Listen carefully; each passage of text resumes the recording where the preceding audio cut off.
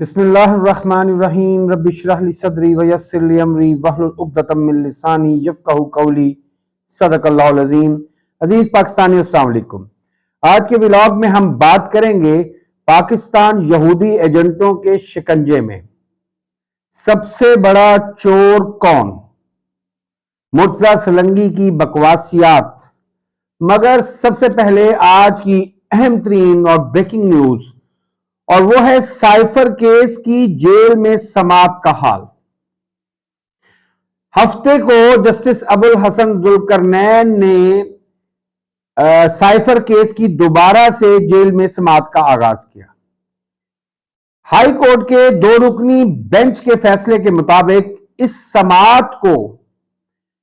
Public کیا جانا مقصود تھا،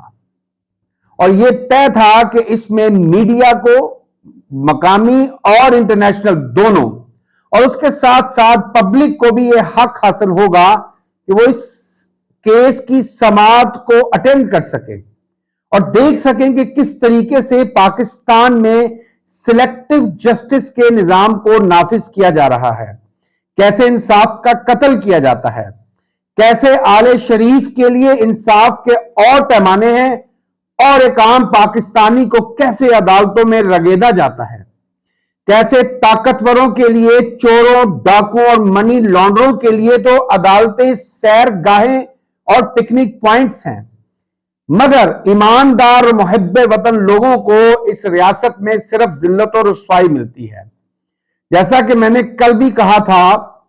کہ حبیب جالب نے کہا تھا کہ کمینے بن گئے حکمران، ہر محب وطن ذلیل و رسوا ہو گیا۔ تو اس وقت پاکستان کی صورتحال یہ ہے کہ کمینہ تو ایک چھوٹا ورڈ ہے، یہ بہت چھوٹا لفظ ہے ان لوگوں کے لیے جو اس وقت ملک پہ حکمران ہیں۔ کمینہ تو ایک تہذیب یافتہ لفظ تھا جو زمانے میں ایک طے شدہ جو انسانی رویے تھے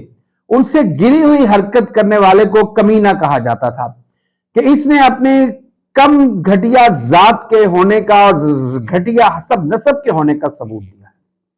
مگر اس وقت پاکستان میں جو ٹولہ حکمران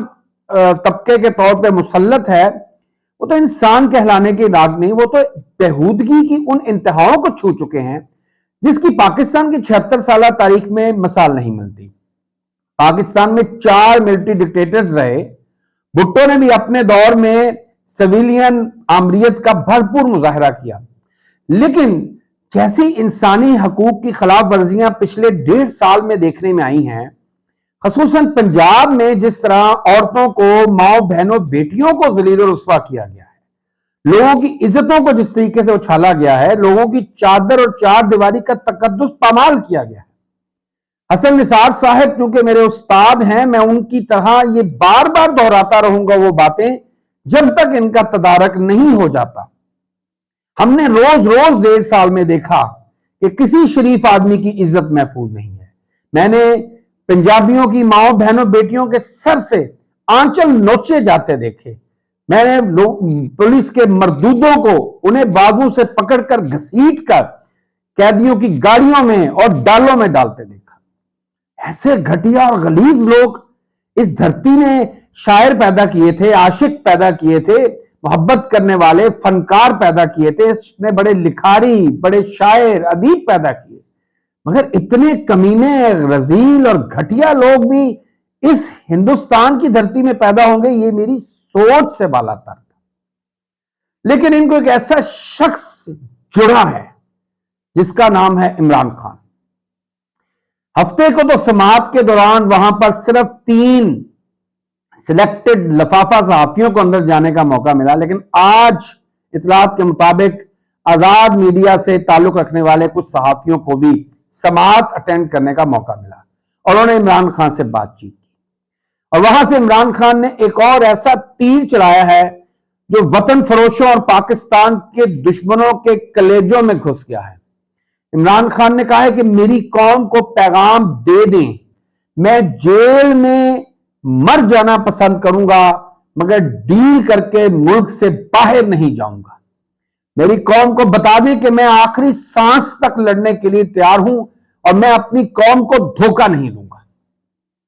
یہ ایک زندہ جاوید شخصیت کا بیان ہے ایک ایسے شخص کا بیان ہے جو اس وقت 25 کروڑ عوام کی اکثریت کے دلوں پر راج کرتا ہے۔ یہ آج کے نوجوان کی سوچ میں دھنس چکا ہے، مکمل طور پر اس کی سوچ کو آکوپائی کر چکا ہے۔ یہ وہ شخص ہے جو آج کے نوجوان کو بتا رہا ہے، اس کی رہنمائی کر رہا ہے کہ اس نے بحیثیت شہری پاکستان میں کیا کردار ادا کرنا ہے۔ اس نے نوجوانوں کو جگایا ہے، انہیں شعور کی اس نعمت، اس دولت اور اس زیور سے آراستہ کیا ہے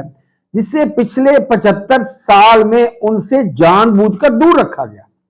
تاکہ جتنی یہ قوم گوار، جاہل اور اپنے حقوق سے نابلد رہے گی، اتنا ہی اس قوم کا استحصال کیا جاتا رہے گا اور ان کو حیوانوں کی طرح ٹریٹ کیا جاتا رہے گا۔ جس طریقے سے رجیم چینج سازش کے بعد پاکستان میں عدالتوں کا تمسخر اڑایا گیا ہے، جس طریقے سے لوگوں کو ذلیل کیا گیا ہے، ٹارچر کیا گیا ہے، تشدد کیا گیا ہے، جس طریقے سے ارشد شریف اور ذلِ شاہ کو شہید کیا گیا ہے، جس طریقے سے اغوا برائے بیان کر کے لوگوں کو ننگا کر کے ان کو تشدد کر کے ان سے بیانات دلوائے گئے، ان کی سیاسی وابستگیاں بدلائی گئی، یہ جانوروں کے معاشرے میں ہوتا ہے، یہ انسانوں کے معاشرے میں نہیں ہو سکتا، یہ کسی جمہوری اور تہذیب یافتہ معاشرے میں نہیں ہو سکتا۔ عمران خان نے قوم کو پیغام دے دیا ہے، عمران خان نے قوم کو بتا دیا ہے، واضح کر دیا کہ کوئی ڈیل نہیں ہونے جا رہی۔ عمران خان اپنی جگہ پہ ڈٹ کر کھڑا ہے، وہ ٹس سے مس نہیں ہو رہا، وہ 1 انچ بھی پیچھے نہیں گیا، بلکہ وہ آگے جانے کے لیے تیار ہے۔ پشتون پہلے ہی اپنے گھروں سے نکل چکے ہیں، اب پنجابیوں، بلوچوں، سرائکیوں، سندھیوں اور اردو بولنے والوں کی غیرت کا امتحان ہے۔ پنجابیوں سے میں اسپیشلی بات کروں گا، میں خود پنجابی ہوں، میں ان سے پوچھوں گا کہ کیا واقعی یہ حکمران طبقہ تمہیں بغیرت ہی سمجھتا ہے؟ تو کیا تم ان کی سوچ کو غلط ثابت کرو گے یا پھر یہ ثابت کرو گے کہ تم واقعی 13 کروڑ بغیرت ہو، 13 کروڑ زندہ لاشیں ہو؟ کوئی آ کے تمہاری عزتوں کو پامال کر دے، کوئی تمہارے گھروں میں گھس جائے، کوئی رات کو 2-2.5 بجے تمہارے بیڈ روموں میں گھس جائے، مگر تم ٹس سے مس نہیں ہوگے، تمہاری غیرت نہیں جاگی۔ اب یہ دیکھنے کی بات ہے۔ اصل یہودی ایجنٹ جو سالہ سال سے پاکستان کے خلاف سازشیں بن رہے تھے، عمران خان کے اقتدار میں آنے سے انہیں ایسا لگا کہ ان کی شاید سازشیں ناکام ہونے جا رہی ہیں، اس لیے انہوں نے اپنی سازشوں کی رفتار کو تیز کر دیا ہے۔ اور اس کی پہلی مثال آپ کو یہ ملتی ہے کہ عمران خان کے دور میں ناظرہ قرآن کو لازم کر دیا گیا تھا پرائمری سکول میں۔ پنجاب حکومت نے اعلان کیا ہے کہ وسائل نہ ہونے کی وجہ سے وہ پہلی کلاس سے 5ویں کلاس کے طلبہ کے لیے 1 سے لے کے 5ویں پارے کو چھاپنے کی صلاحیت سے محروم ہو چکے ہیں۔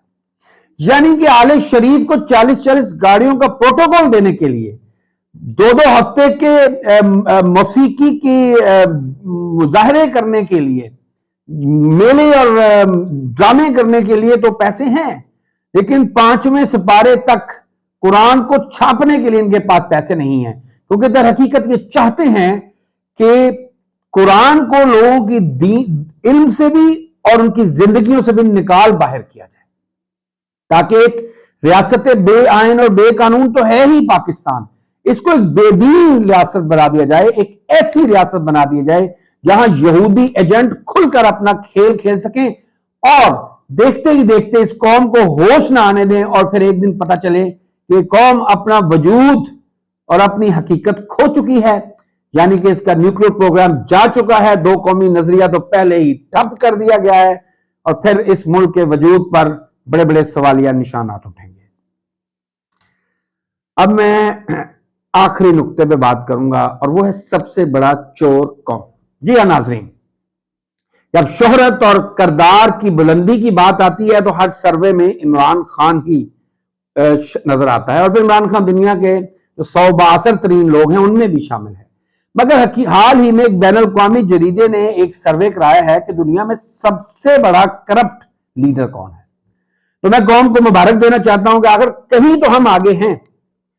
مبارک ہے قوم کو، اور اسپیشلی پٹواریوں کو، نون لیگ کے حواریوں کو، ذہنی طور پہ مفلوق الحال لوگوں کو، سٹنٹڈ گروتھ کے مارے ہوئے انسانوں کو، کہ آپ کا لیڈر نواز شریف دنیا کے کرپٹ ترین افراد کے سروے میں نمبر 1 ہے، اس نے مودی کو اور دیگر لیڈروں کو ایک بڑے مارجن سے شکست فاش دے دی ہے۔ یعنی کہ 73% سے لائے لوگ دنیا میں سمجھتے ہیں کہ دنیا کا سب سے کرپٹ لیڈر نواز شریف ہے۔ کیا بات ہے، پاکستانی قوم نے ترقی کے نئے مدارج طے کر رہی ہے۔ ہم انسانی انڈیکس میں بہت پیچھے ہیں، اخلاقی انڈیکس میں باٹم پہ ہیں، قانون کے طور پہ ہم 138ویں نمبر پہ ہیں، کیونکہ ہماری عدلیات they are ditches of riches، لیکن ہم کرپشن میں نمبر 1 ہیں، اور میاں نواز شریف نمبر 1 لیڈر ہیں دنیا میں کرپشن پہ۔ میں قوم کو مبارکباد دیتا ہوں۔ اللہ آپ سب کا اور پاکستان کا حامی ناصر ہو۔ پاکستان زندہ باد، پاکستانی قوم پائندہ باد۔ شکریہ والسلام۔